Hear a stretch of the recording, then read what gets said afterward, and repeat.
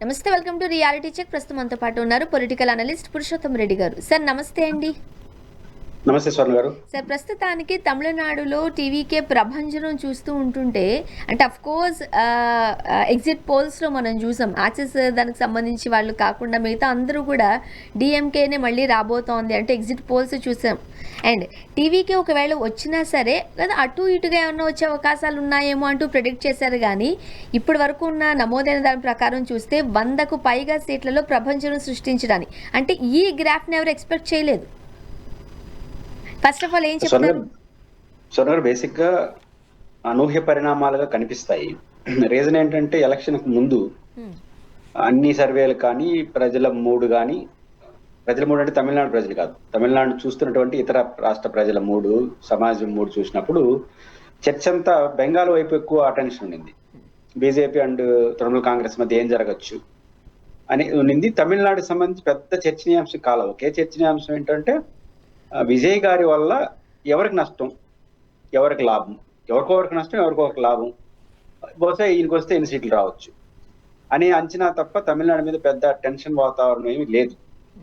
ఇప్పుడు టెన్షన్ వాతావరణం లేదు. అనూహ్యంగా రివర్స్ లో ఫలితాలు వచ్చి రెండు ప్రధాన రాజకీయ పార్టీలు, ద్రవిడ ఉద్యమం నేపథ్యం కలిగిన పార్టీలు, తమిళనాడులో బలమైనటువంటి ప్రజాపునాది ఉన్న రెండు పార్టీలని ఢీకొని అప్పుడే వచ్చినటువంటి పార్టీ, ఇంకా గ్రామ స్థాయిలో నియోజకవర్గ స్థాయిలో పటిష్టమైన వ్యవస్థ కూడా లేనటువంటి పార్టీ అనూహ్య విజయాన్ని సాధించారు. 100కు పైన అంటున్నారు, కానీ 117 వస్తే 118 వస్తే సాధారణ మెజారిటీ వచ్చినట్టు. నో డౌట్ ఆయన ముఖ్యమంత్రి అవుతాడు. కాబట్టి ఇది కొంచెం అనూహ్యంగా కనిపించవచ్చు. నేను దీనికి రెండు కారణాలు అనుకుంటుంది. ఏంటంటే, ఒకటి ద్రవిడ ఉద్యమ నేపథ్యం కలిగినటువంటి తమిళనాడు రాష్ట్రంలో ఒక ఆత్మాభిమానం, రెండు వ్యక్తి చుట్టూ రాజకీయ కేంద్రీకరణ ఉండేది. ఎంజే రామచంద్రన్ గారు కావచ్చు, డిఎంకే నుంచి కరుణానిధి గారు కావచ్చు, జయలలిత కావచ్చు, వాళ్ళు తమిళనాడు ప్రజలందరికీ ఒక పెద్ద దిక్కు, మా తమిళ్ లీడర్ అనుకునేవారు. వాళ్ళందరూ చనిపోయారు. ఎంజీఆర్ గారు ఎప్పుడో చనిపోయారు, జయలలిత గారు, కరుణానిధి చనిపోయారు. తమిళ సమాజాన్ని మొత్తానికి ఒక లీడర్లు చాలా మంది ఉండొచ్చు. మా లీడర్ జయలలిత, కరుణానిధి ఇట్లాంటి పర్సనాలిటీస్ లేరు. స్టాలిన్ రూపంలో వచ్చిన వారి తండ్రి చనిపోయిన తర్వాత వాళ్ళే లీడర్, కరుణానిధి గారే. కాబట్టి స్టాలిన్ ముఖ్యమంత్రి అయ్యాడు, పెద్ద మనిషిగానే ఉన్నాడు, కానీ వయసు రీత్యా ఆయన సీనియర్ అయిపోయాడు. కుమారుడు ఇంకా ఎమర్జీ కాలేదు. ఈ టైంలో ఏఐడిఎంకేకి ఓట్లు ఉన్నాయి, కానీ లీడర్షిప్ లేదు, సెంట్రల్ లీడర్షిప్ లేదు, ఐకానిక్ లీడర్ లేడు.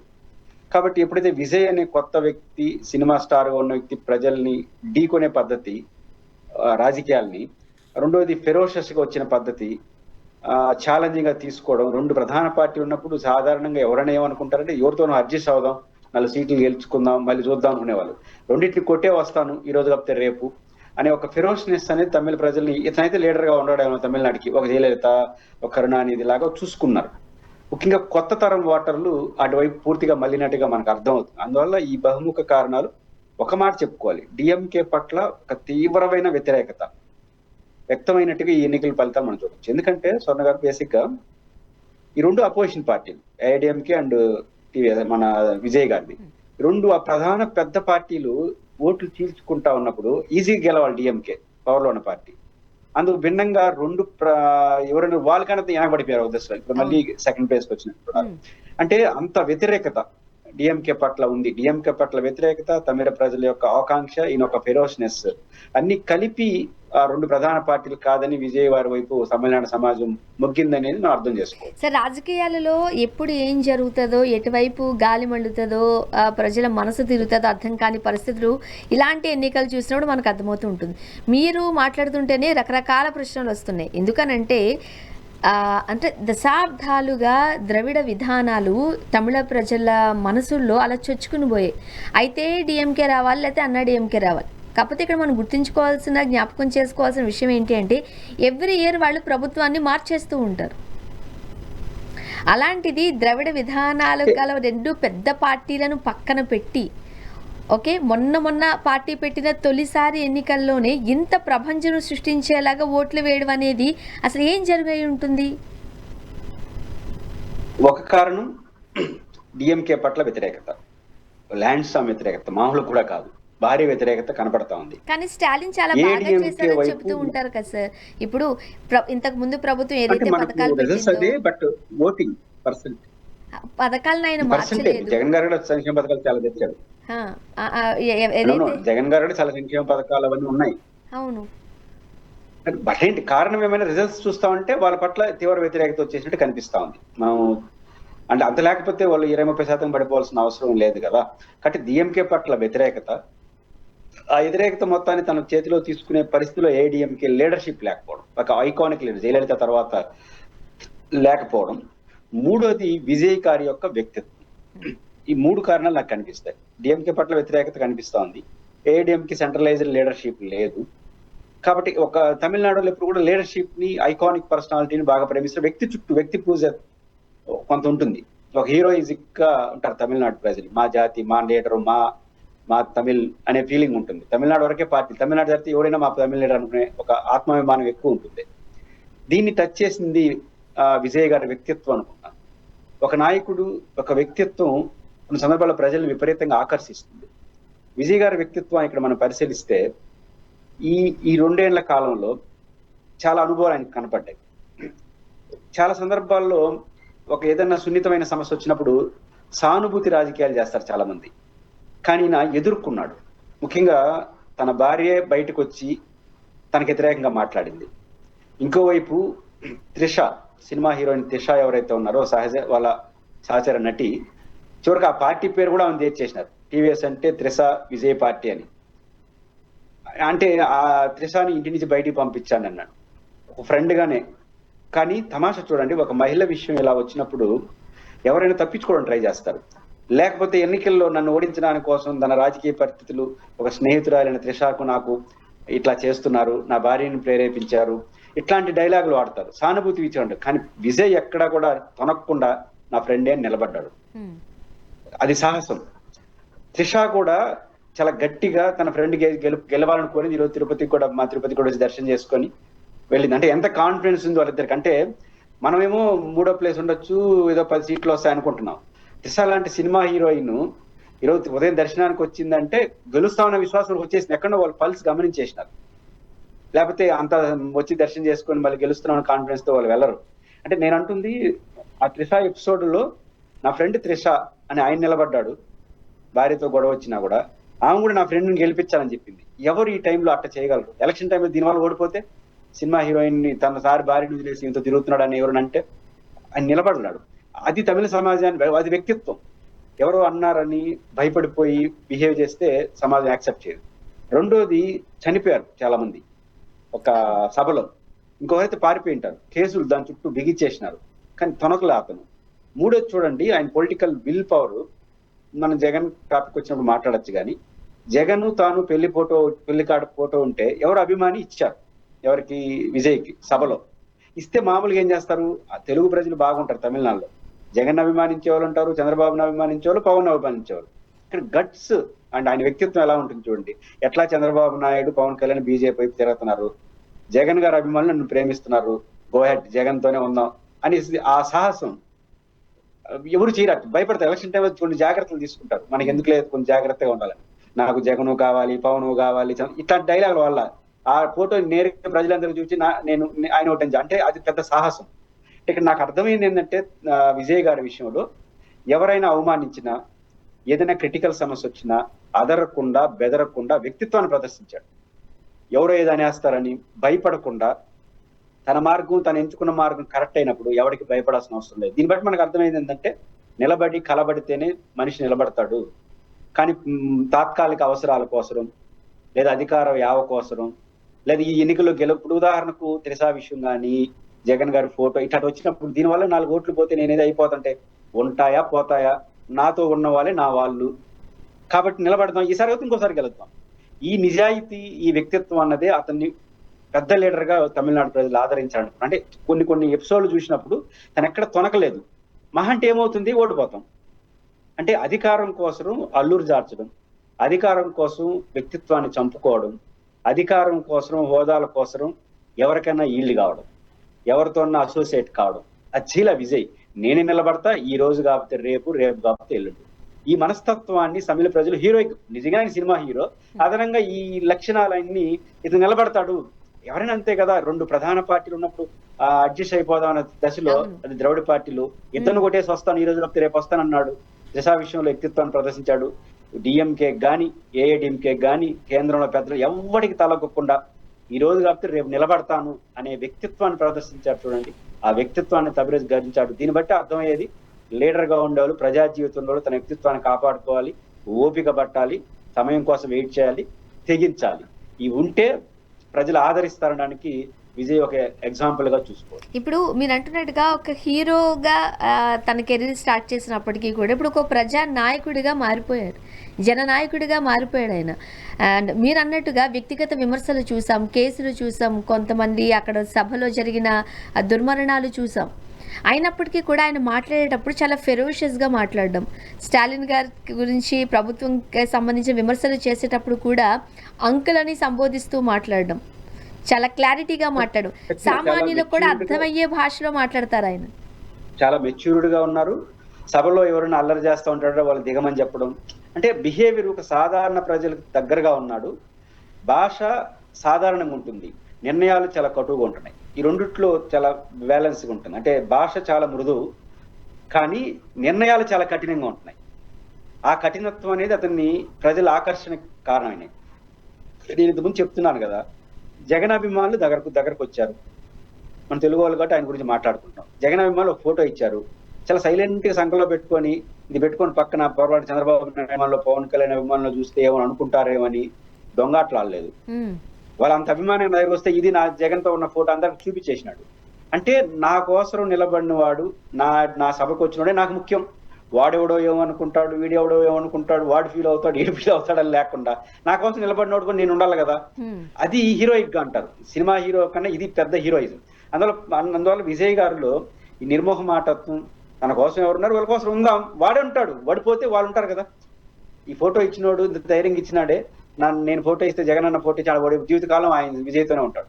ఓడిపోవచ్చు, గెలవచ్చు, కానీ తన కోసం స్టాండ్ తీసుకున్న వాళ్ళ పట్ల ఒక నిబద్ధత, ఇవన్నీ చూసినప్పుడు ఒక పరిపూర్ణ వ్యక్తిత్వం విజయ్లో కనపడుతుంది. కాబట్టి చాలా చిన్న వయసులో వీలో 50 చుట్టూ తిరుగుతాంది. మీ తండ్రి అంతా 70-80 తండ్రి వయసులో అంకుల్ అన్నాడంటే మన స్టాలిన్ గారు కావచ్చు, లేకపోతే ఏఐడిఎంకే మాజీ ముఖ్యమంత్రి పళనిస్వామి కావచ్చు, అందరూ ఆయనకి తండ్రి వయసులో ఉన్న వాళ్ళందరూ ఢీకొనగండి అంటే మర్యాద, కటు, వినయము, అదే సమయం వీరోచిత నిర్ణయాలు, ఇవన్నీ కలిపి విజయానికి దోహదపడ్డాయి. ఇది ఖచ్చితంగా ఎవ్రీ పొలిటీషియన్ కింద స్థాయి నుంచి పై స్థాయి పొలిటీషియన్ వరకు ఈ విషయంలో మాత్రం ఆయన్ని ఒక మోడల్ గానే తీసుకోవాలి.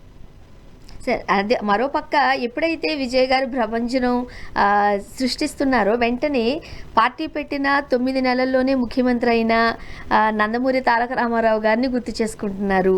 అండ్ పార్టీ పెట్టి వచ్చిన మొదటి ఎన్నికల్లోనే విజయం సాధించిన ఎంజీఆర్ గారిని గుర్తు చేసుకుంటున్నారు. ఈరోజు వాళ్ళ పెద్దలతో కంపేర్ చేసుకుంటూ ఈరోజు విజయ్ గారిని చూస్తూ ఉన్నారు.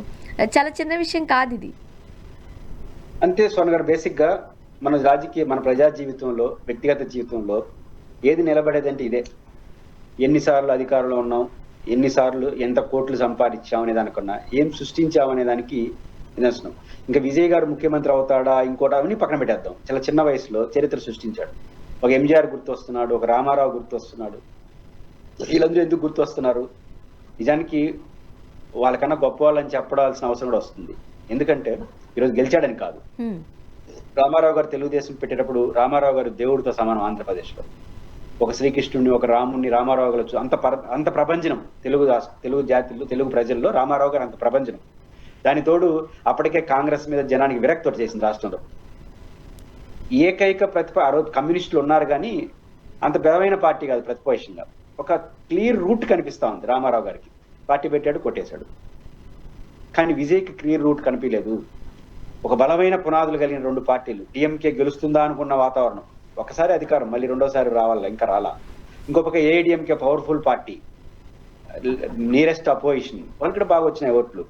ఇట్లాంటి దశలో సాహసం చేయడం అంటే పవిచిన రామారావు గారి లాగా పాపులర్ హీరోనే. రామారావు గారి లాగా తెలుగు జాతిని ప్రభావితం చేసిన హీరో కాదు. ఒక రజనీకాంత్ కాదైనా విజయ్. రజనీకాంత్ గారి లాగా ఆబాల గోపాలం తమిళ జాతిని ప్రభావితం చేసిన హీరో కాదు. ఒక మంచి హీరో, ఇమేజ్ ఉన్న హీరోని. హీరోగా చూసుకున్నప్పుడు ఈయనతో సమానం కాదు, ఎంజీఆర్ గారితో సమానం కాదు, రామారావు గారితో సమానం కాదు. అట్ ద సేమ్ టైం బలమైన అనుబంధం లేదు, క్లియర్ రూట్ లేదు. క్లియర్ రూట్ లేదు. ఈయన నాకు తెలిసి అందరూ అనుకునేది ఆయన ఎవరో ఒక నోటిచ్చేస్తే ఎవరో గెలిపిస్తారు, నిలబడతారో పోతాడో అనుకున్నాం. దానికి సిద్ధపడ్డాడు ఆయన. అందువల్ల నిలబడి అంటే చరిత్ర సృష్టించాలి. ఎన్ని రోజుల్లో పదవి ఉంటాం, ఏ పదవిలో ఉంటాం, ఎన్ని కోట్లు సంపాదిస్తాం అనేది కాకుండా ఒక్క రోజైనా ఎంత ప్రపంచం వాడు మగాడు, వాడు లీడరు అనిపించాలనుకున్నాడు ఆయన. అది సమాజాన్ని విపరీతంగా ప్రభావితం చేసింది. ఏకంగా ముఖ్యమంత్రి సీట్లో కూర్చోబెట్టేసి స్టాలిన్, పళనిస్వామిని పక్కన పెట్టేసి కూర్చోవడం అంటే ఈ వ్యక్తిత్వమే కూర్చోవడానికి కారణమైంది. ఓకే సార్, అక్కడ తమిళనాడులో మనం ఫలితాలు చూస్తున్నాము, విజయ్ గారి ప్రభంజనం చూస్తున్నప్పుడు వెంటనే మన దగ్గర ఉన్న ట్వీట్లు చూసినా, కంపారిజన్స్ చూసినా చాలా సిమిలారిటీస్ కనిపిస్తున్నాయి. కాబట్టి మనం వన్ బై వన్ మాట్లాడదాం సార్. ఫస్ట్ పవన్ కళ్యాణ్ గారితో ఎక్కువగా విమర్శిస్తున్న వాళ్ళు ఎక్కువ ఉన్నారు కాబట్టి కంపేర్ చేద్దాం. ఇప్పుడు పవన్ కళ్యాణ్ గారు కూడా ఒక సినిమా స్టారే, ఆయన కూడా రాజకీయాల్లోకి వచ్చారు. బట్ ఎప్పుడైతే ఆయన పార్టీ పెట్టి ఎన్నికల్లో నిలబడ్డారో అప్పుడు వచ్చిన రిజల్ట్, సెకండ్ టైం వచ్చిన రిజల్ట్ చూసినప్పుడు, ఇక్కడ విజయ్ గారి రిజల్ట్ చూసినప్పుడు ఎక్కడ మనం చూస్తున్న వేరియేషన్ అనేది, పోలిక ఏం చెప్తారు పవన్ కళ్యాణ్ గారికి అండ్ విజయ్ గారికి? ఫస్ట్ ఆఫ్ ఆల్ మీ పోలికని నేను ఒప్పుకోను. పవన్ కళ్యాణ్ గారు రూటే వేరు, విజయ్ గారు రూటే వేరు. కాబట్టి విజయ్ గారిని పవన్ కళ్యాణ్ తో పోల్చుకోవడం కరెక్ట్ కాదు నా దృష్టిలో. ఎందుకంటున్నానంటే ఆయన ఎదురీదాడు, చేసి రాజకీయ నాయకుడిగా ఆయన హీరోగా పార్టీ పెట్టాడు, ఆయన హీరోగా పార్టీ పెట్టాడు. అది ఆ పోలిక తప్ప ఇంక ఏ పోలిక ఇద్దరిలో లేదు. ఎందుకంటే పవన్ కళ్యాణ్ గారు ఎంత క్లియర్ ఆంధ్రప్రదేశ్లో ఉంది ఆయనకి. వైఎస్ఆర్ కాంగ్రెస్ పార్టీ, తెలుగుదేశం 2 పార్టీలు ఉన్నాయి రాష్ట్రంలో. 3వ పార్టీగా వచ్చాడు. నా దృష్టిలో, నాకున్న పరిమిత పరిజ్ఞానంతో, తమిళ్లో విజయ్ గారికి ఎంత ఫాలోయింగ్ ఉందో తెలుగులో అంతకన్నా ఎక్కువ ఫాలోయింగ్ పవన్ కళ్యాణ్ ఉంది యాజ్ ఎ హీరోగా నేను అనుకుంటున్నాను. విజయ్ గారితో తమిళనాడులో ఉన్న కెపాసిటీ, లీడర్షిప్, హీరోయిజం కన్నా ఈయనకి ఇంకా మాస్ ఫాలోయింగ్ ఉంది. రాజకీయాల్లో దురదృష్టం, కులం పాత్ర చూసిన కులం కూడా బలమైన కులం, రాష్ట్రంలో హైయెస్ట్ సింగిల్ బిగ్గెస్ట్ కులం. ఇట్లాంటి పర్సనాలిటీగా వచ్చినటువంటి పవన్ కళ్యాణ్ గారు ఏ రోజు ఇద్దరు కొట్టేసి రావాలని ఏ రోజు అనుకోవాలి. ఆయన మాటల్లో మాత్రం కోటలు దాటినాయి. మొత్తం చేగువీరా, లేకపోతే దక్షిణాఫ్రికా, నెల్సన్ మండేలా ఎవరు కనపడితే వాళ్ళ పేర్లంతా చెప్పి పాడుతున్నాడు. ఈ రాష్ట్రంలో జగన్తో తప్ప అందరితో పొత్తు పెట్టుకున్నాడు ఈ 10 ఏళ్లలోనే. అంటే ఒకసారి ఎన్నికల్లో పోటీ చేసి గెలిచాడు, మొత్తం అన్ని పార్టీలతో పొత్తు పెట్టుకుని మొత్తం వచ్చేసాడు. అంటే విజయ్ ఎప్పుడు చెగువీరా గురించి చెప్పలా, విజయ్ ఎప్పుడు పెద్ద పెద్ద సూక్తులు చెప్పలా, విజయ్ ఎప్పుడు సాధారణ ప్రజలు టచ్ చేశాడు, తాను నిలబడతానని మాత్రం నిలబడ్డాడు. కాబట్టి ఇద్దరికి పోలిక లేదు. అయితే ప్రభావం తీవ్రంగా ఉంటుంది. ఎందుకంటే ఇప్పుడు జనసేన అభిమానులందరూ విజయం చూసి నేర్చుకోండి అంటారు. పవన్ కళ్యాణ్ మళ్ళీ ఇంకోసారి 15 సంవత్సరాలు అన్నాడు అనుకోండి చంద్రబాబు నాయుడు గారిని, ఎక్కడో చిరెత్తుకుంటుంది వాళ్ళకి. ఎందుకంటే నేను లేమన్ వచ్చినాడు, 2 నెలల క్రితం పార్టీ పెట్టినాడు, ఇద్దరిని కొట్టేసి వచ్చినాడు. ఇప్పుడు ఆడ పరిస్థితులు వేరు, ఈడ పరిస్థితులు అనలేడు పవన్ కళ్యాణ్. ఎట్లా అంటాడు? ఆడ బలమైన 2 పార్టీలు ఉన్నాయి, ఈడ బలమైన 2 పార్టీలు ఉన్నాయి. ఆయన కొట్టేసి రాలేదా? నువ్వు కొట్టేసి రాకపోతే కొట్టే ప్రయత్నం చేసినావా? ఇంకా కొట్టకపోగా ఇంకో 15 సంవత్సరాలు చంద్రబాబు గారిని ముఖ్యమంత్రిగా యాక్సెప్ట్ చేయండి, నాకేం అభ్యంతరం లేదు. ఏజ్ పెద్ద లీడరు, దాని ఎవరు కాదనరు. పాయింట్ ఏంటి, మీరు వచ్చిన దానికోసం అయితే ఇంక మిమ్మల్ని ఆల్టర్నేటివ్ ఎందుకు అనుకుంటారు? కాబట్టి ఇట్లాంటి వాతావరణం కాబట్టి పవన్ కళ్యాణ్ గారు ఎంచుకున్న మార్గానికి, విజయ్ గారు ఎంచుకున్న మార్గానికి వ్యత్యాసం ఉంది. కాకపోతే విజయ్ గారి గెలుపు పవన్ కళ్యాణ్ గారి మీద విపరీతమైన ఒత్తిడికి దారితీస్తుంది. అంటే ఏంది మన పవన్ కళ్యాణ్ ఏంది, ఆయనకన్నా పెద్ద హీరో తెలుగులో చూసుకుంటే. ఇక్కడ 2 పార్టీలు, ఆడ 2 పార్టీలు నిలబడ్డాడు, కొట్టాడు. మనం కూడా అక్కడ నిలబడే ప్రయత్నం చేయకుండా కొడతానంటే ఎప్పుడు కొడతావు? నిలబడకుండా ఆడ కొడతావు. నిలబడితే కొట్టడం లేదు, కొట్టడం.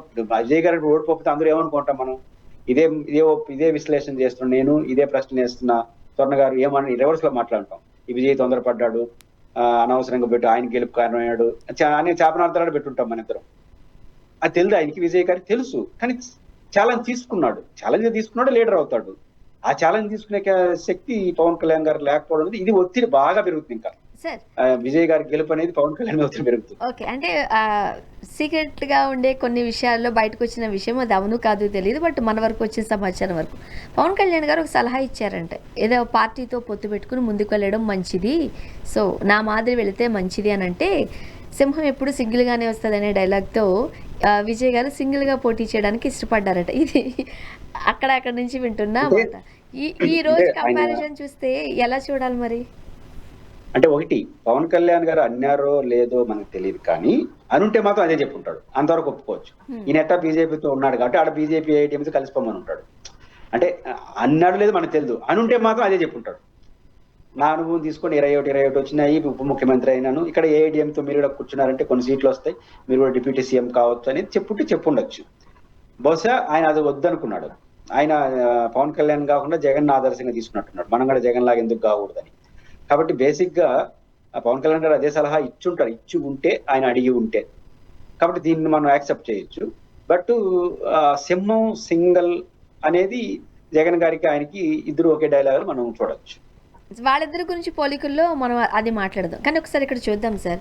ఇప్పుడు ఆంధ్రప్రదేశ్లో పవన్ కళ్యాణ్, ఆంధ్రప్రదేశ్ తెలంగాణ రెండు వైపులు అంటే తెలుగు రాష్ట్రాలలో పవన్ కళ్యాణ్ గారికి ఉన్న ఇమేజ్ అంతా ఇంత కాదు. మరోపక్క ఒక సామాజిక వర్గం చాలా బలంగా నుంచుని ఎట్లయినా పవన్ కళ్యాణ్ గారిని సీఎం చేయాలి అనే ఎన్ఆర్ఐస్ కూడా ఇండియాకు వచ్చి ఓట్లేసిన వైనాన్ని మనం చూసాం గత ఎన్నికలు. సో ఈ రాజకీయ ప్రయాణాన్ని మనం చూసినప్పుడు మొదటిసారి ఎన్నికల్లో నుంచినప్పుడు 2 స్థానాలలోనూ పవన్ కళ్యాణ్ గారి పరిస్థితి ఏంటో మనం చూసాం. చాలా ఫెరోషియస్గా మాట్లాడలేదంటే చాలా ఫెరోషియస్గా మాట్లాడేవారు. ఆయన సభలో మాట్లాడుతున్నప్పుడు చాలా ఆవేశపూర్వకంగా మాట్లాడిన సందర్భాలు కూడా ఉన్నాయి. కానీ ఎందుకు ఒక్క దగ్గర కూడా ఆయన విన్ కాలేకపోయారు? ఈరోజు పార్టీ పెట్టి 2 ఏళ్ళు అవుతుందంతే, సమయం సందర్భం బట్టి మాత్రమే విజయ్ గారు మాట్లాడారు. కానీ ఇక్కడ ఎంత ప్రపంచం సృష్టించారు? ఎందుకు పవన్ కళ్యాణ్ గారు ఎక్కడ ఆయనకి లోటు అయింది? ఎవరిని గ్రాప్ చేయలేకపోయారు? అంటే ఆయన మాటలకి ఆయన చేతలకి మధ్య వ్యత్యాసం ఉంది. ఉపన్యాసాలు ఎంత పెరోసస్ గా చెప్తామో నిర్ణయాలు కూడా అంతే పెరోసస్ గా ఉండాలి. ఇప్పుడు చాలా పటపట చెగోవీరా అనేశాడు, భగత్ సింగ్ అనేశాడు. అదే నోటితో ఉల్టా ఇప్పుడు సనాతన ధర్మం అంటాడు. చెగువేరాకి సనాతన ధర్మానికి ఉల్టా. ఇప్పుడు కమ్యూనిస్ట్ పార్టీతో పొత్తు పెట్టుకున్నాం కాబట్టి చెగువేరా, బీజేపీతో పొత్తు పెట్టుకున్నాం కాబట్టి సనాతన. నువ్వు బలంగానే మాడుతున్నావు, సనాతన అని అద్భుతమైన ఉపన్యాసం చెప్తున్నావు. ఆవిడ భగత్ సింగ్, చెగువేరా, విప్లవం, కమ్యూనిస్ట్ పార్టీ బలంగా మాట్లాడావు, బలంగా ఆడున్నావు. వామపక్షాలతో పొత్తు పెట్టుకుని చెగువేరా అని నిలబడ్డావు. ఆ ఓడిపిన వెంటనే వాళ్ళు వదిలేసినావు. అది కాదు కదా చెగువేరా అంటే. చెగువేరా యుద్ధంలో గెలిచేంత వరకు నిలబడ్డాడు. భగత్ సింగ్ చనిపోయేటప్పుడు కూడా నిలబడ్డాడు. భగత్ సింగ్ భగత్ సింగ్ గురించి ఒక ఎమోషనల్ ఒక మాట ఉంది. భగత్ సింగ్ 2 మాటలు.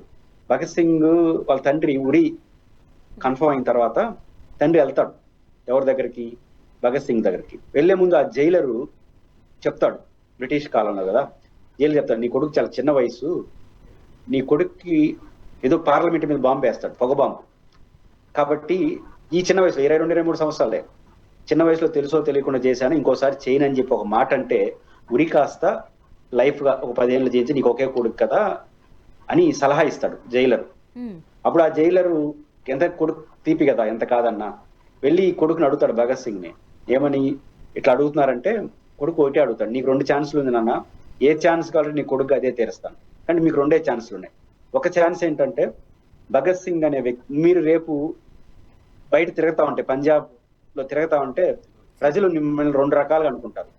ఒకటేంటంటే, వీరోచితంగా దేశం కోసం పోరాడి ఉరికంబం ఎక్కిన వీరుడు భగత్ సింగ్ తండ్రితను అని అనిపించుకుంటారా, లేదా ఉరి తీసే సమయం వచ్చినప్పుడు, ప్రాణం మీదకి వచ్చినప్పుడు ప్రాణతీపితో కోసం రాజీ పడిన పిరికి పంద కొడుకుని కన్నా అని అనిపించుకుంటారా? మీ ఇష్టం, ఏదైనా నేను సిద్ధమే అంటే నువ్వే నిర్ణయించుకున్నాను అంటే, నేనేమి ఇవ్వలేదు నీకు, ఈ చనిపోయే ముందు ఒక వీరుడి కండినటువంటి తండ్రిని ఇస్తారనుకుంటున్నాను అని కళ్ళనీళ్ళు పెట్టుకుంటాడు.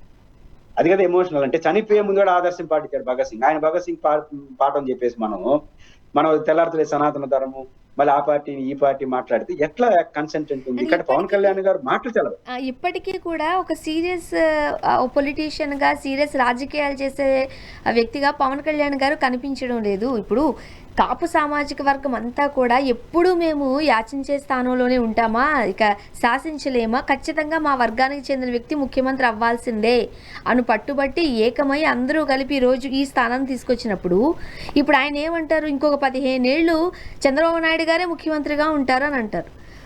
రాజకీయాలు మారిపోతున్న వైనం చూస్తూ ఉన్నాం. నెక్స్ట్ సీఎం అవుతుంది లోకేష్ గారే అనేది కూడా తెలుస్తుంది. దానికి ఈరోజు పవన్ కళ్యాణ్ గారు తలొగ్గుతున్నట్లుగా చూస్తున్న సందర్భం లేదా? దాన్ని యాక్సెప్ట్ చేస్తారా ప్రజలు? బేసిక్ గా ఆయన కళ్ళ ముందు 2 ప్రత్యర్థులు, పవన్ కళ్యాణ్ గారి కళ్ళ ముందు 2 ప్రత్యర్థులు, వైఎస్ఆర్ కాంగ్రెస్ పార్టీ అండ్ తెలుగుదేశం. వీళ్ళిద్దరిని ఓడించి రావాలి. ఆయనకి ఈ రాష్ట్రంలోనే ఒక బెటర్ ఎగ్జాంపుల్ జగన్ ఉన్నాడు కదా. ఆయన 4 పార్టీలతో కొట్టాడు, ముఖ్యమంత్రి అయినాడు. ఆయన పార్టీ పెట్టేటప్పుడు 4 పార్టీలు, కాంగ్రెస్, తెలుగుదేశం, టిఆర్ఎస్, ప్రజారాజ్యం, ప్రభంజనం, 4 పార్టీల మధ్య నడుస్తా ఉంటే ఆ నుంచి బయటకు వచ్చి జైలుకు పోయి సినిమా హీరోడు కాదు ఆయన, నిలబడ్డాడు కదా. అంటే 10 ఏళ్ళు కష్టపడి 4 పార్టీలు ఉన్నప్పుడు పార్టీ పెట్టి 2 పార్టీలని ఎదుర్కొని ముఖ్యమంత్రి అయినాడు కదా. మనం 2 పార్టీలు ఎదుర్కొని ముఖ్యమంత్రి కాలేమో అని అనుకుంటే 10 ఏళ్ళు కాదు 15 ఏళ్ళ కన్నా అయి ఉంటాడు.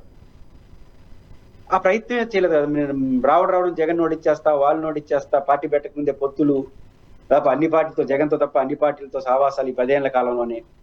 ఇట్లాంటి చర్యలు తీసుకున్నప్పుడు ఆయన ఎమోషనల్ గా మాట్లాడుతున్న మాటలకు, ఆయన ఆచరణలో చేస్తున్న అడుగులకు వైపు ఉల్టాగా ఉంటాను. భగత్ సింగ్ చనిపోయేటప్పుడు త్యాగాన్ని చెప్పాడు. మనం కనీసం ఒక 5 సంవత్సరాలు ఉన్నాం ప్రతిపక్షంలో, కొట్లాడదాం అని ఎందుకు అనుకుంటే, స్వర్ణ గారు, ఈ 2 పార్టీలు ఉన్న చోట ఏదో పార్టీ డ్యామేజ్ అయితే కదా నీకు అవకాశం ఉంటుంది.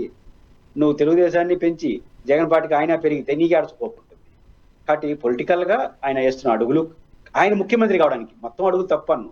ఇట్లే కంఫర్ట్ గా ఉంది, ముఖ్యమంత్రిగా ఉందాం, జరుగుతుంది అనుకుంటే ఇదే మంచిది. అట్లా కాకుండా చీఫ్ మినిస్టర్ కావాలనుకుంటే మాత్రం ఆయన వేసిన అడుగులకి, ఆయన చెప్పే ఉపన్యాసాలకు మధ్య పొంతనున్నట్లేదు. ఇక జగన్మోహన్ రెడ్డి గారి దగ్గరికి వద్దాం. సింహం సింగిల్గానే వస్తుందనే డైలాగ్తో ఎన్ని పొత్తులు పెట్టుకోవడానికి సంసిద్ధతగా ఉండాలి అని చాలామంది సలహాలు ఇచ్చినప్పటికీ కూడా నేను ఒంటరిగానే వస్తాను, గెలిచినా ఓడినా సరే సింహం సింగిలే అనుకుంటూ వచ్చారు. ఇక టీవీకే విషయంలో కూడా అదే చూస్తున్నాం. ఎవరితోనూ పొత్తు పెట్టుకోకుండా తనను తాను నమ్ముకొని ఈరోజు ఇంత పెద్ద ప్రపంచం మొత్తం తమిళనాడు అంతా విజిల్ హోరుతో మోత మోగిపోతోంది. ఈ కంపారిజన్ ఎట్లా చూడొచ్చు? స్వర్ణ గారు బేసిక్ జగన్ కి విజయ్ గారికి మధ్య మంచి పోలిక ఉంది. వాళ్ళ స్వభావం, వాళ్ళ క్యారెక్టర్, వాళ్ళ ధైర్యం. ఎందుకంటే సింహం సింగిల్ అనేది ఒంటరిగా వస్తుందనే మాత్రమే పరిమితం కాకూడదు. సింహం సింగిల్కి ఒక నానుడు ఉంది. సింహం ఎండిగడ్డు మేస్తుందా అని ఎవరు అంటారు. అంటే సింహం దాని అహం ఎట్లుంటుందంటే, ఏనుగు కుంభస్థలం ఎక్కి కొట్టి తినాలనుకుంటుంది. అహం అటుంటుంది సింహానికి. రాజు కదా, మృగరాజు. కొడుతుంది తింటుంది. కానీ వయసు అయిపోతే ఆ ఏనుగుని పైకి ఎక్కలేదు. కొడితే సింహం ఏనుగు కుంభస్థలాన్ని కొట్టాలి, వయసు అయిపోయింది, ఇంకా ఎండుగడ్డి కనిపిస్తూ ఉంటుంది అడవుల్లో, ఏటాడలేదు. అప్పుడు సింహం చనిపోవడానికన్నా సిద్ధపడుతుందని, కానీ ఎండుగడ్డి తిన్నదంట. అంటే తను వయసు అయిపోయిన కారణంగా కొడితే వేటాడాలి, ఏనుగు కుంభస్థలాన్ని కొట్టాలి, అయితే ఏటాడాలి. దొరకలేదు కాబట్టి, కెపాసిటీ లేదు కాబట్టి పోయి ఎండుగడ్డి తిని ఎట్లో ఒకట బతుకుదాము అనేది అని ఒప్పుకోదంట. సింహం చచ్చిపోతుందంట అవసరం అయితే. అంటే సింహం కెపాసిటీ అంటే లక్ష్య సాధన కోసం సావోరేవో తేల్చుకోవాలి అనేది వీళ్ళిద్దరి మనస్తత్వం. లక్ష్య సాధన ఏంది? మా నాయన రాజశేఖర రెడ్డి లాగా ముఖ్యమంత్రి కావాలి, నేను అనుకున్నది నేను చేయాలి, నా తర్వాత మా నాన్న పక్కన నా ఫోటో కూడా పెట్టుకోవాలి. ఇది ఎప్పుడు ఆయన డైలాగ్ చెప్తుంటాడు జగన్ గారు. దానికోసం సిన్సియర్గా డే 1 నుంచి ప్రయత్నించాడు. నేను మొదట చెప్పాను కదా, కాంగ్రెస్ నుంచి బయటకు వచ్చినాడు. కాంగ్రెస్, తెలుగుదేశం పార్టీ, ప్రజారాజ్యం, టిఆర్ఎస్ ఉండగా కొత్త పార్టీ పెట్టాలనుకోవడమే సాహసం. పెట్టిన వెంటనే 16 నెలలు జైలు, ఇంట్లో 3 మహిళలు, భారతి గారు, శర్మిల గారు, విజయమ్మ గారు. నిలబడ్డాడు కదా. అంటే ఆ సింహం ఎట్టయితే కొడితే కుంభస్థలాన్ని కొట్టాలి, లేకపోతే సావనాన్ని సావాలి అనేది ఎట్టంటే అది అనుకుంటుందో, కొడితే రాజశేఖర రెడ్డి లాగా కొడుకులాగా ఆడ ముఖ్యమంత్రి కూర్చోవాలి, అంతవరకు కొడతానే ఉండాలి. అది ఆయన స్టైల్. ఇక్కడ విజయ్ గారు కూడా 2 ప్రధాన పార్టీలు ఉండగా అదే డైలాగ్ తీసుకున్నాడు. వేరే పార్టీతో పొత్తు పెట్టుకోకూడదనే పాయింట్ కాదు ఇది. కొట్టాలంతే గమ్యం. లక్ష్య సాధన పట్ల కట్టుచమైన దీక్ష అంతే. ఇక్కడ సింగిల్ అంటే నేను ఒకడే పోతానని కాదు. ఒకడే పోవడం అనేది ఒక మాటే తప్ప, సింహం లాగా ఆలోచించాలి. లక్ష్యం ముఖ్యమంత్రి, ఎవరో ఒకరి పక్కన కూర్చొని ఎందుకు ఉండాలి అనేది జగన్ గారికి ఈయనకి మధ్య చాలా సారూప్యత కనిపిస్తుంది. అందువల్ల ఆయన ఇక్కడ సక్సెస్ అయ్యాడు. ఈయన 10 ఏళ్ళు పట్టింది, ఆయనకి 2 ఏళ్ళు అంతే తేడా తప్ప. కాబట్టి ఇద్దరిలో మంచి పోలిక ఉంది. అందువల్లే జగన్ అభిమానించే తమిళనాడులో అందరూ విజయ్ వెనకాల ఎందుకు పరిగెత్తారంటే, జగన్ నిజానికి స్టాలిన్ కూడా బాగుంటాడు. ఆయన ముఖ్యమంత్రిగా ప్రమాణ స్వీకారానికి స్టాలిన్ పిలిపించుకున్నాడు గెస్ట్ గా విజయవాడలో. అంత బాగుంటారు వాళ్ళు. పెళ్లికి కూడా మొన్న అందరూ వచ్చారు. కానీ ఇద్దరు పట్ల బాగుంటాడు జగన్. కానీ జగన్ అభిమానులు విజయ్లో సింహాన్ని చూస్తున్నారు, స్టాలిన్ లో చూడట్లేదు. కాబట్టి జగన్ లక్షణాలు వాళ్ళు విజయ్లో కనపడింది కాబట్టి ఆయన అంటే అభిమానాన్ని కనపరిచారు. బహుశా జగన్ అభిమానించారు, ఆయన ఓటు కూడా వేసి వయస్సులు ఇచ్చారు. యంగ్ టర్క్ అనేది చాలా బాగా యంగ్ టర్క్. కొత్త తరం వాళ్ళు పాత తరాన్ని ఎందుకో నాకు బాగా జంజీ అంతా ఎందుకో విజయ్ గారిని గట్టిగానే నమ్మారు సార్. గట్టిగా నమ్మడం ఒక లక్ష్యం ఏంటంటే, యూత్ ఎప్పుడు మార్పును కోరుకుంటుంది నెంబర్ 1. నెంబర్ 2 ఏంటంటే ఈ సీనియర్లు ఈ ఏమంటారు దీన్ని తల ఈ బేసిక్గా కూరుకుపోయిన రాజకీయ నాయకులు, రాజకీయ ఉద్దండులు అంటాం కదా, 10 సార్లు గెలిచాడు, 15 సార్లు గెలిచినాడు, ఆ మొత్తం సామ్రాజ్యం వాళ్ళదే, సామంత రాజుల్లా ఉంటారు.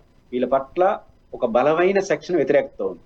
అంటే అన్ని రాష్ట్రాలు ఇంక్లూడింగ్ ఆంధ్రప్రదేశ్ లో, తెలంగాణ ఇంట్లో ఏంది వీళ్ళు మొత్తం వీలేనా, మనకేం లేదా వ్యవస్థలో, ప్రజాస్వామ్యం అంటే ఇంతేనా, ఆయన పోతే ఆయన పోతే ఆయన కొడుకు లేదా ఆయన కూతురు లేకపోతే వాళ్ళ కుటుంబ సభ్యులు, అంటే డబ్బు బ్యాక్గ్రౌండ్ ఉంటే వీలేనా, డబ్బు బ్యాక్గ్రౌండ్ ఉంటే వాళ్ళే ఉండాలి, నా కొత్త తరం మేము రాకూడదా, ఇట్లాంటి భావన ప్రజల్లో ఉంది కదా. దానికి రిఫ్లెక్టెడ్ యూత్ ఎప్పుడు మార్పును కోరుకుంటుంది. ఇప్పుడు విజయ్ గారు డిఎంకే ఏఐడిఎంకే వెనకాల అతిరథ మహారాజులు నిలబడి ఉంటారు ఎమ్మెల్యేలుగా. విజయ్ వెనకాల నిలబడిన వాళ్ళందరూ ఆయన ఇంట్లో డ్రైవర్ మొత్తం నిలబడి గెలుపుతున్నారు. అంటే దీన్ని బట్టి ఏమని ప్రజలు మార్పును కోరుకుంటారు. మార్పు అంటే అధికార పార్టీ నుంచి ప్రతిపక్షం కోవడం కాదు. ఈ రోజు రాజకీయాల్లో ముదురులైనటువంటి వాళ్ళు, విచ్చలవిడిగా సంపాదించిన వాళ్ళు, రాచరిక పోకర్లు గడిగిన వాళ్ళు కాదు, డెమోక్రటిక్ గా వెళ్ళాలని భావం పట్ల బాగా ప్రజలు పెరుగుతా ఉంది అనేదానికి తమిళనాడు ఒక ఉదాహరణ. డిఎంకి నేను రేపు ఆంధ్రప్రదేశ్ లో కూడా వైఎస్ఆర్ కాంగ్రెస్ పార్టీ, తెలుగుదేశం పార్టీ వాళ్ళు మార్పును కోరుకునే కొత్త తరాన్ని రానికుండా విజయ్ లాంటి కూడా ఖచ్చితంగా విజయ్ 2 పార్టీలు వైఖరి ఇట్లే పెట్టుకోండి. విజయ్ లాంటి వాడు వస్తే ఇక్కడ పడతాయి. పవన్ కళ్యాణ్ అటు వస్తాను అనుకున్నా, ఆయన రాలేదు. అంటే మనకి కళ్ళ ముందు కనపడాల విజయ్ లాంటి వాళ్ళు. పవన్ కళ్యాణ్ గారు ఉన్నారు, ఆయన అట్లా రాజకీయాలు చేయట్లా. ఖచ్చితంగా ప్రజల్లో ఆ వ్యతిరేకత వస్తా ఉంది. ఈ సామంత రాజుల వ్యవస్థ మొత్తం వీలే ఉండాలి, మొత్తం వాళ్ళ చుట్టే నడపాలి, వయసు అయిపోయినా వయసు ఉన్నా లేకపోతే డబ్బు, రాజకీయ బ్యాక్గ్రౌండ్, ఈ రెండేనా, కాదు వీళ్ళు మారాలి అనే భావన యూత్ లో వస్తా ఉంది. అందుకు విజయ్ గారికి వైపు చూడడం కూడా ఒక కారణంగా చూడాలి. అండ్ విజయ్ గారి పర్సనల్ లైఫ్లో వచ్చిన విమర్శలు మనం చూసాం. అంటే స్వయంగా సంగీత గారు వైఫే వచ్చి ఆయన మీద కొన్ని కాంట్రవర్సీస్ చేశారు. త్రిష గారికి సంబంధించి వాళ్ళిద్దరి మధ్య మంచి సంబంధం ఉంది అన్నారు. రకరకాలుగా మనం చూసాం. అండ్ ఈ రోజు ఇంతకుముందు మీరు చెప్పినట్లుగా కూడా తిరుపతి వచ్చారు, స్వామిని దర్శించుకుని మళ్ళీ వెంటనే విజయ్ గారి దగ్గరికి త్రిష గారు వెళ్ళిన తర్వాత ఇప్పుడు ఒక పవర్ మ్యాజిక్గా తయారు కాబోతున్నారు. ఇప్పుడు 2 స్థానాల్లో తిరుచి ఈస్ట్ నుంచి అలానే పెరంబూర్లోంచి 2 స్థానాల్లో ఉన్నారు కాబట్టి ఏదో దానికి రిజైన్ చేయాలి విజయ్ గారు. అక్కడ త్రిష గారిని పెడతారు, నెక్స్ట్ డిప్యూటీ సీఎం త్రిష గారే, ఇలా రకరకాల వ్యాఖ్యలు చూస్తూ ఉన్నాం. ఛాన్సెస్ ఏమైనా ఉన్నాయా? త్రిష గారిని తమిళ సమాజం యాక్సెప్ట్ చేస్తుంది. కారణం ఏంటంటే వాళ్ళ అనుబంధాలు, ఆయన భార్యతో సమస్యలు, త్రిష గారితో ఉన్న అనుబంధాలు జోలికి మనం వెళ్ళలే, మనకేం తెలియదు, అది వాళ్ళ కుటుంబ పర్సనల్ వ్యవహారాలు. కానీ వాళ్ళు చాలా నిజాయితీగా ఉన్నారు. త్రిష అండ్ విజయ్ గారి విషయంలో ఎవరైనా మోడల్గా తీసుకోవాల్సింది. వాళ్ళ అనుబంధాల గురించి నేను మాట్లాడట్లేదు. వాళ్ళు ఎవరు ఏమనుకున్నా నా ఫ్రెండ్, నేను నిలబడతాను. ఎన్ని విమర్శలు, చివరికి పార్టీలోనే టీవీ అంటే త్రిష విజయ్ అని పేరు పెట్టారు. తీవ్రం భార్య బయటకు వచ్చి మాట్లాడింది, అయినా వెరవకుండా నిజాయితీగా నిలబడ్డారు. అంటే ఎవడో ఏదో అనుకుంటాడని మన వ్యక్తిత్వాన్ని చంపుకోబోవాల్సిన అవసరం లేదు. మన వ్యక్తిత్వం బాగున్నప్పుడు మూడో వ్యక్తి అనుకునే దాని గురించి భయపడాల్సిన అవసరం లేదు అనేదానికి ఒక మోడల్ వాళ్ళు త్రిష అండ్ విజయ్. కాబట్టి వాళ్ళ ఆ నిజాయితీని సమాజం యాక్సెప్ట్ చేసింది కదా. ప్రచారం చేశారు, ఆమె గెలవాలని కోరుకునింది. ఈరోజు ఉదయం తిరుమలకు వచ్చి దర్శనం చేసుకొని వెళ్ళింది, ఈ రోజు ఇంటికి వెళ్ళింది. ఈరోజు తమిళ సమాజం అంతా త్రిష అని ఎందుకు అంటున్నారు ఆయన భార్య పేరు కన్నా? ఒక కష్టకాలంలో ఎవరు ఏమనుకున్నా సరేలేదు ఫ్రెండ్తో నిలబడడం ఎంత ఆమె కూడా అవమానం కదా, పాపులర్ పర్సనాలిటీ కదా. విజయ్తో మీకేదో సంబంధాలు ఉన్నాయని అంటా ఉంటే ఆ మనసు కూడా బాధపడుతుంది కదా. బాధపడలేదు, నిలబడింది.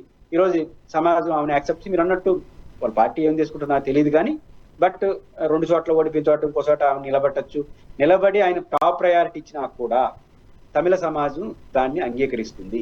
ఎందుకంటే క్రిటికల్ సమయంలో వాళ్ళు నిజాయితీగా ఉన్నారు ఇద్దరు.